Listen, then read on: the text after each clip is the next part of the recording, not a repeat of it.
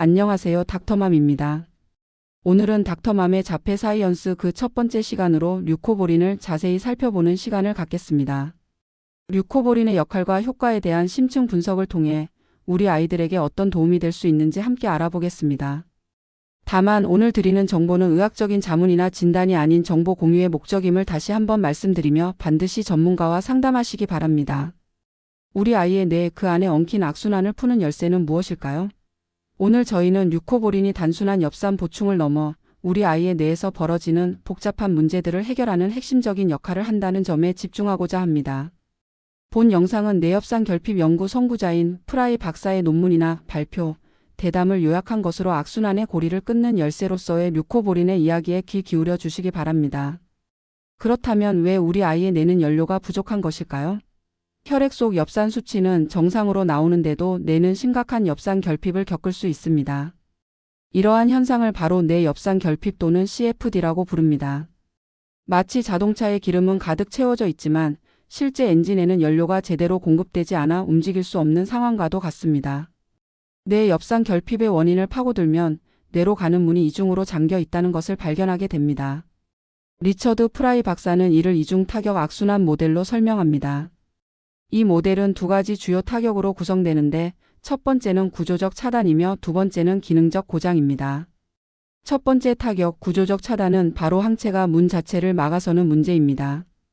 우리 몸의 면역 시스템이 실수로 자가항체를 만들게 되는데요.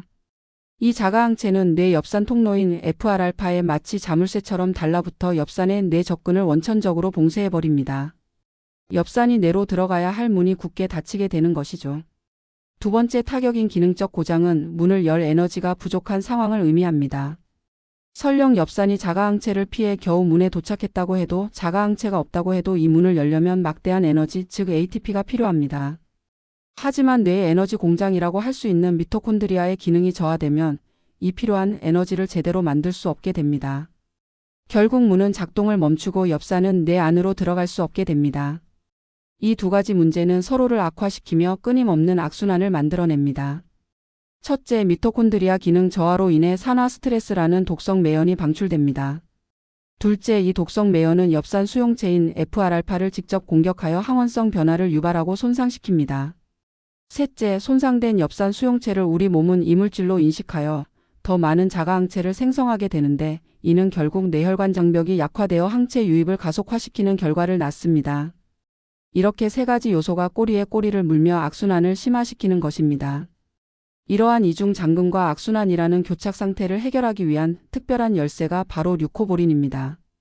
류코보린은 단순히 부족한 엽산을 보충하는 일반적인 보충제가 아닙니다.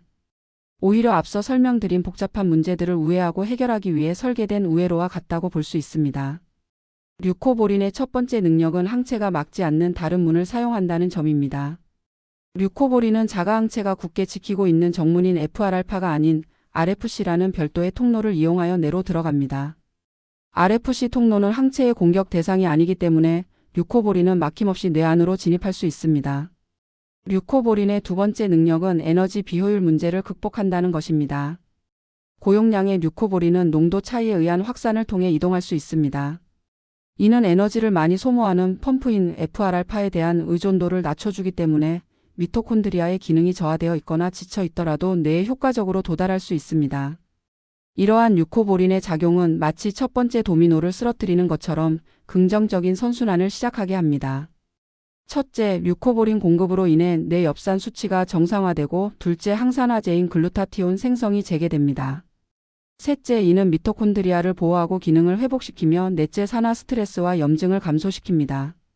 마지막으로 이러한 과정들을 통해 자가항체 생성이 줄어들게 됩니다. 이처럼 류코보린은 악순환을 끊고 긍정적인 변화를 이끌어내는 핵심적인 역할을 수행합니다. 결론적으로 류코보린은 악순환의 고리를 끊고 선순환의 엔진을 다시 가동시키는 역할을 합니다. 류코보린이 투여되기 전에는 뇌 엽산 결핍, FR알파 항체 생성 증가, 미토콘드리아 기능 저하, 산화 스트레스 증가가 서로를 악화시키는 악순환이 이어졌습니다. 하지만 류코보린의 공급을 통해 뇌 엽산 수치가 정상화되고 항산화제 생성이 재개되며 미토콘드리아 기능이 회복되고 산화 스트레스와 염증이 감소하며 최종적으로 자가항체 생성이 줄어드는 선순환 구조로 전환됩니다. 그렇다면 뇌 엽산이 충분히 채워지면 우리 아이에게는 무엇이 달라질 수 있을까요? 첫째, DNA와 RNA의 합성 및 복구를 도와 뇌세포의 성장과 유지에 필수적인 역할을 합니다. 둘째, 감정 학습, 사회성에 관여하는 세로토닌, 도파민과 같은 중요한 신경 전달 물질 생성의 원료가 됩니다. 셋째, 퓨린 합성을 도와 에너지 생산 라인의 재가동을 지원함으로써 뇌에 충분한 ATP 에너지를 공급하는 데 기여합니다.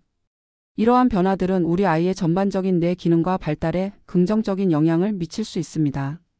하지만 중요한 점은 이 모델이 모든 아이에게 동일하게 적용되는 것은 아니라는 것입니다. 이 모델은 자폐 스펙트럼의 특정 하위 유형을 설명하는 강력한 가설이며 그 효과와 적정 용량은 아이마다 다를 수 있습니다. 또한 여러 유전적, 환경적 요인이 복합적으로 관여하므로 반드시 전문 의료진의 정확한 평가와 진단 하에 치료 여부가 고려되어야 합니다. 이 정보를 바탕으로 담당 의사 선생님과 어떤 대화를 시작해 볼까요? 몇 가지 질문을 제안해 드립니다. 먼저 우리 아이에게 뇌 엽산 결핍 가능성을 확인하기 위해 엽산 수용체 항체 검사를 고려해 볼 수 있을까요? 하고 질문해 보세요. 다음으로 류코보린 치료가 우리 아이의 상황에 어떤 잠재적인 이점과 위험 요소를 가질지 궁금합니다. 라고 물어볼 수 있습니다. 마지막으로 아이의 미토콘드리아 기능이나 산화 스트레스 수준을 평가해 볼 수 있는 방법이 있을까요? 와 같이 구체적인 검사나 평가에 대해 문의해 보시는 것도 좋습니다. 오늘 닥터맘의 자폐 사이언스 시간은 여기까지입니다. 우리 아이들을 위한 엄마로서의 여정에서 저는 앞으로도 과학적이고 유용한 정보들을 계속해서 공유해 나가겠습니다. 경청해 주셔서 감사합니다.